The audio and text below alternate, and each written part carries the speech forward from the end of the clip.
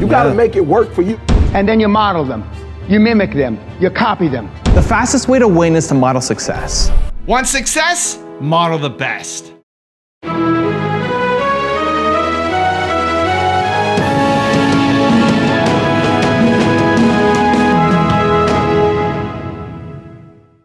Hi, it's Evan Carmichael, and this channel was created to help you overcome the #1 challenge that is holding you back, a lack of belief in yourself.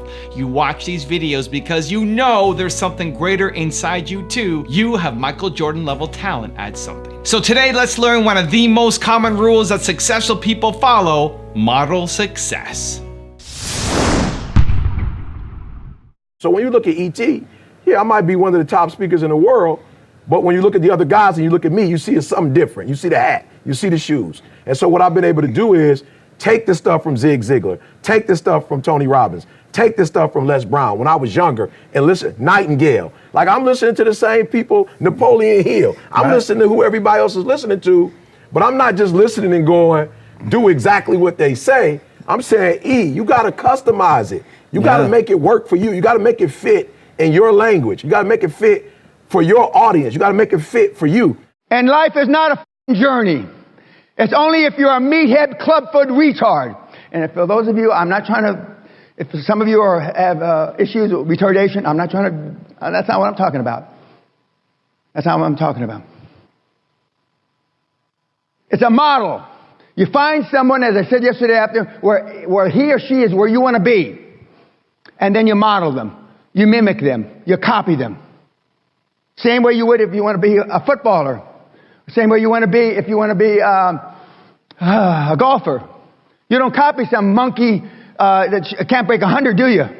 Socrates, Plato, and Aristotle had this figured out 2,000 or 3,000 years ago. What the f*** happened? Why did we stop? These are arguably the first mentor-mentee relationships that existed on the planet. I'm not teaching anything new, guys, gals. I give credit to the man that I copied, Andrew Carnegie. Came up with the QLA model and didn't call it QLA because he could have been Dutch, really. He was a mean, cheap person that didn't want to spend money, so he didn't allow equity in his transactions. He only used debt, as you would say, debt. So he would still own it all, and that's all I did. He was doing this 140 years ago, what I do. One of the things that companies do or startups do, they come up with an idea, they'll Google it, and if they don't see it in the first 2 pages, they think it's original. You got to go back, right? Because over the past 15 years, there's so many different businesses that have tried and failed. You have to go back and find those and learn from those. So you've got to understand all the implications and you have to learn from history. And so the best advice I can give you on a video before talking to you or emailing with you is that you've got to find out the history of people who have tried your idea, because there's a 99.99999% chance that your idea has been tried before. That's not a good reason not to start it, because you might be able to outperform them, but you better learn from the history of your idea, because you know what they say about people who don't learn from history. I remember the first practice, we had Travis Knight on the team, and I mean, he proceeded to just annihilate this kid. And, you know, just from everything, from talking trash to him to, you know, he was afraid to get on the bus. And one thing that I noticed about you from the jump was that you didn't respect people that you could bully. You didn't respect them. And you test them. And you'd see what they let you get away with. And you'd see if they would fold to that. And that was the first thing I observed about you, and that competitive fire that you had. And then it all started making sense to me. That's how I see him play with that rage when it comes out. And that's how I see guys, when he plays, they back away from him because they're afraid of him. They're afraid of that confrontation, that physicality. And then I remember you taking me down to Jerry's Deli.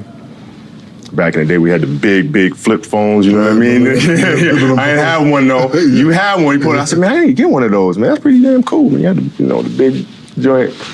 And just hanging out with you, man, and you showing me the ropes from day one.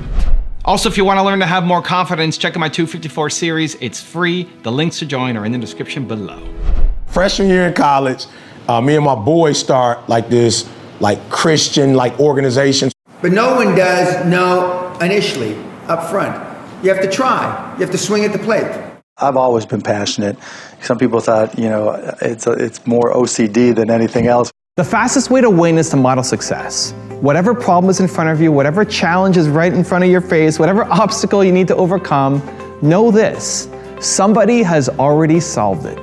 The fastest way for you to shortcut your path is to learn from the people who've solved that challenge, understand what they did to solve it, and apply it to your current situation. If there is any shortcut to success that I know of, this is it. Model success. Too many people are constantly stuck in their own head that they need to figure out the answer to every single problem. And this is what almost sunk my first business. I thought I had to come up with every single answer. And the aha moment was realizing I'm not the first guy to try to sell software before. Somebody has figured this out. By modeling their success, maybe I can get beyond making $300 a month and not able to survive, right? And modeling Bill Gates is the thing that saved my company. Now, if you are a subscriber to this channel, you by now understand the value of modeling success and you're appreciating all the content that we're putting out, learning from all these different people. What I would encourage you is try to learn from people who you don't immediately resonate with. I think this is so important. I think people are so locked into certain schemas, they're so locked into a certain way of learning that you only want to learn from one kind of person. You only want to learn from a person who looks like this, who's done this, and are in this special box. Those are the only people you want to learn from. Where if you can expand that and learn from anybody who's had success, that's where you can really grow. When you can learn to model the successes of people who you hate, who you don't immediately resonate with, but there's one thing that they did, even if you disagree with 99% of their actions, there's one thing that they did that was genius that you can apply to your life. Being able to learn from that person really will make you extraordinary. And so I look at Steve Jobs as an example.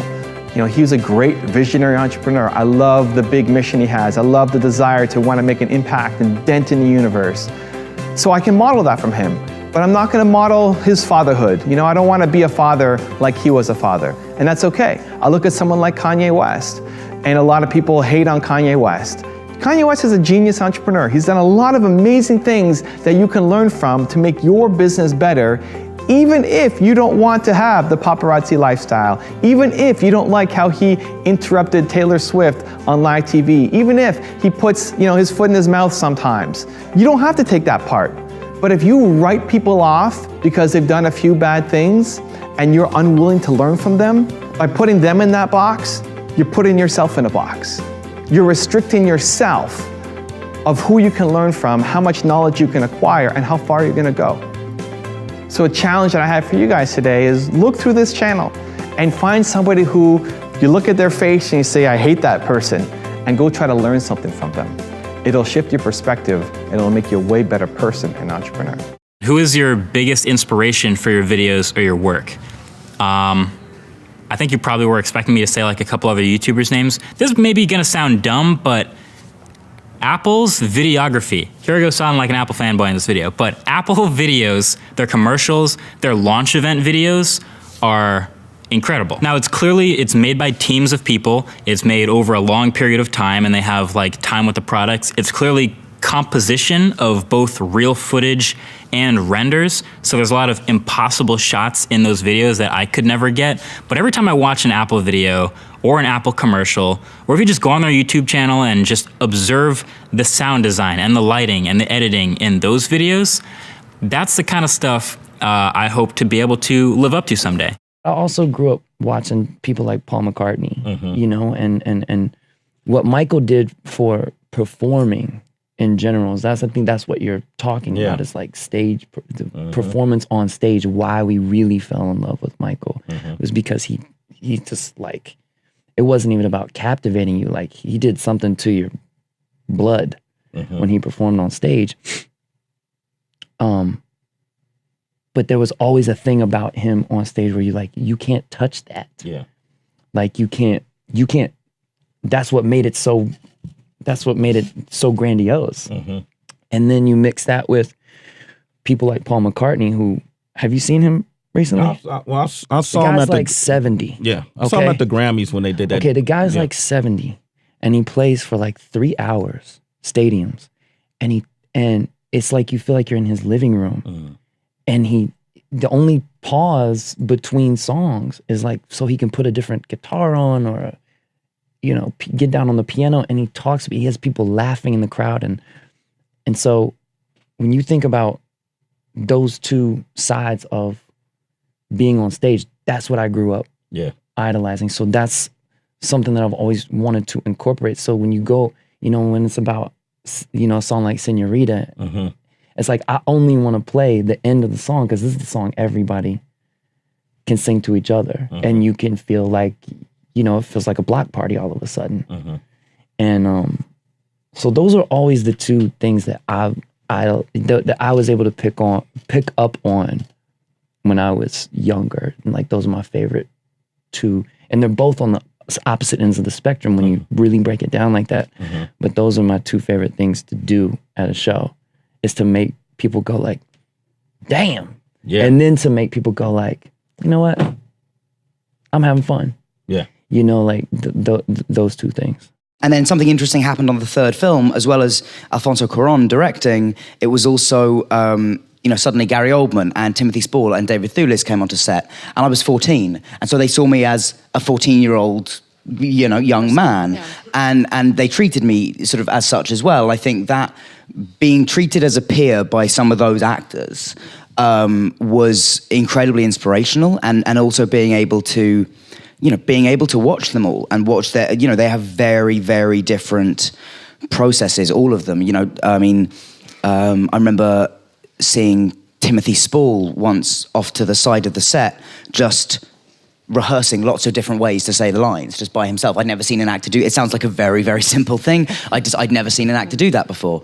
Watching him, watching Gary's kind of intensity and David Thewlis's complete relaxation. Like it was, you sort of get to cherry pick the bits you like from all of these amazing actors and sort of come up with your own process. We'd try to play like Miles, try to play like Charlie Parker, like Patsy Navarro, and when you come out of that, there's 10 different people, and your personality is going to finally not transcend that, but morph into its own personality, because it is a personality.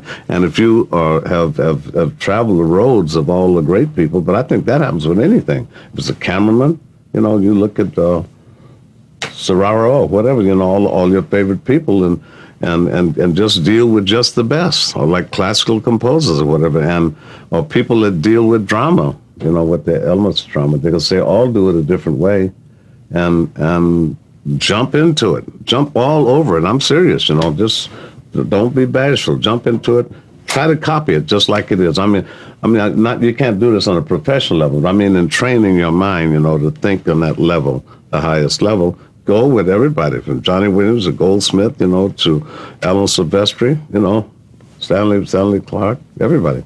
For me as a lyricist, for me as somebody who had to learn how to rhyme to the beat, I appreciate hearing trap rappers, mumble rappers just go. I appreciate people like Travis Scott and Future and Migos who are not as lyrical, but able to create a vibe. The reason I'm able to appreciate it is because they can't do what I do.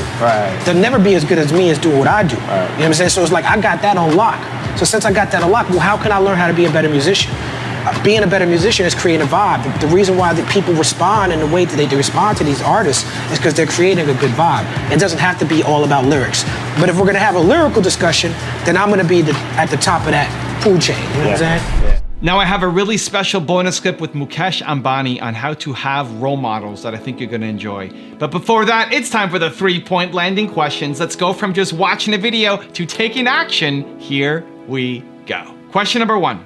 What are the 3 most important things you've learned by studying success? Number 2, which successful person are you going to dedicate time to this week to studying? And number 3, who is your favorite entrepreneur of all time and why? And if you are gonna take immediate action after watching this video, give me a #believe down in the comments as well. I really have my father as my role model, and he started off with nothing. And one of the things that he said to me is that you really don't know, Mukesh, what it is to be poor. Right? And make sure that you maintain everybody's self-respect. So when you give, people hold their hand on this basis. Don't give on that basis, right? When you give, and if people hold their hand like this, that means they bless you. That's the way to give. And in a certain sense, some amount of anonymous giving or doing things that change societies, doing things that leave a lasting impact. And even if it be creation of businesses, creation of jobs, right?